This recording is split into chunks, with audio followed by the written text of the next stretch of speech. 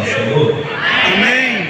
Estou muito feliz nesta noite por estar nesta casa para glorificar, bendizer ao nome do Senhor e entregar aquilo que Deus me concedeu nesta noite. Abra sua Bíblia comigo, livro de 2 Samuel, capítulo de número 6. Sou grato a meu Deus pela confiança, nosso pastor, que nos fez o convite. Que Deus abençoe a sua vida, a sua família. Também o João de Lucas, que nos fez contato, meu amigo, meu irmão.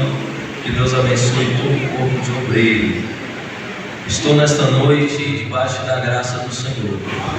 No momento em que o pastor me comunicou, falou comigo, eu fui orar ao Senhor e pedi a Deus uma palavra para este dia. Uma das palavras que eu falei com Deus foi: o Senhor sabe quem vai entrar por aquelas portas naquele dia. E o Senhor me deu essa palavra. Então você pode ficar tranquilo, que vai sair deste altar nesta noite é para você. É para você. Porque orando ao Senhor esta tarde, o Senhor falou comigo grandes coisas de pessoas que estão aqui. E eu já abro parênteses iniciando para te dizer: esta noite Deus te trouxe aqui mesmo sem você querer, porque Ele quer de volta na presença dEle. Aleluia, glória a Deus. 6, projeta para mim, por gentileza, o verso de número 11. Glória a Deus. 2 Samuel, capítulo 6, versículo de número 11, que nos diz assim: E ficou a arca do Senhor em casa de Obed-edom, o giteu, 3 meses. E abençoou o Senhor a Obed-edom e toda a sua casa. E abençoou o Senhor a Obed-edom e toda a sua casa. Tenho certeza que você conhece esse texto, portanto ficará mais fácil a compreensão de todos. Quando nós olhamos para este texto, os personagens principais aqui que se encontram se chamam um rei chamado Davi. Quando nós olhamos para a história de Davi, vamos encontrar um jovem que desde muito cedo era valente. Vamos encontrar um jovem que desde muito novo era cheio da presença de Deus. Quando nós olhamos para a história de Davi, vamos encontrar na Bíblia Sagrada o próprio Deus fazendo menção que Davi era um homem segundo o coração de Deus. E quando eu olho para essa exclamação, logo eu entendo que precisava Davi ter algo em sua vida para que ele pudesse ser um homem segundo o coração de Deus. Quando eu olho para Davi, nós precisamos entender que Davi tinha algo para vencer Golias.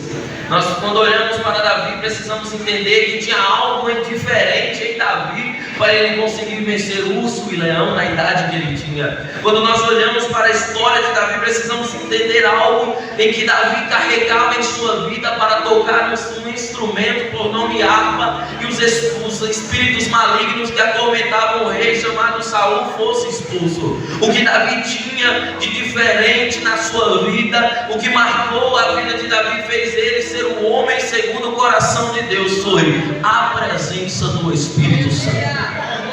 Glória a Davi Deus. marcou a sua vida quando ele decidiu buscar em primeiro lugar a presença de Deus. Davi não foi quem é por causa que venceu Golias. Davi não foi quem é por causa que venceu um urso e um leão. Mas Davi foi quem foi porque era cheio da presença do Espírito Santo. Davi foi um homem segundo o coração de Deus, porque ele decidiu tomar uma atitude em tua vida: priorizar a presença de Deus acima de todas as coisas. Quando nós olhamos para Davi, vamos encontrar diversos reis assim como ele na nação de Israel. E todos os reis, quando eles recebiam o seu reinado, quando eles se sentavam na cadeira de rei, eles faziam banquetes, se festejavam, se alegravam. Mas com Davi foi diferente. Davi, quando ele senta na cadeira de rei, ele vai perguntar: onde está a arca? Quando ele senta na presença, na cadeira de rei, ele vai olhar para os súditos e vai dizer: onde está a arca do Senhor, que é símbolo da presença de Deus? Isso me chama muita atenção, porque é a partir daqui que vamos ver a trajetória de Davi como rei. E tudo que aconteceu na vida de Davi foi por causa desta atitude. Eu não faço nada se a presença de Deus não estiver aqui. Eu não faço nada se ela não estiver no meio do povo. Eu não faço nada, eu não tomo nenhuma decisão se o povo não estiver em adoração à presença do Senhor. Saul não fez isso, porque a Bíblia vai nos dizer que em 1 Samuel capítulo 6, que a arca ela ficou por 7 meses com os filisteus. No momento em que antes de Saul ser rei, a arca ela foi levada através de uma negligência dos filhos de Eli, Hofni e Finéias, que levaram a arca do Senhor, que era símbolo da presença de Deus no meio do povo, para a guerra. Ali então eles perdem a guerra, ele morre, os seus filhos morrem, e o que vai acontecer com a arca é que os filisteus pegam a arca como se fosse troféu para eles. E a arca do Senhor nunca foi de troféu de ninguém.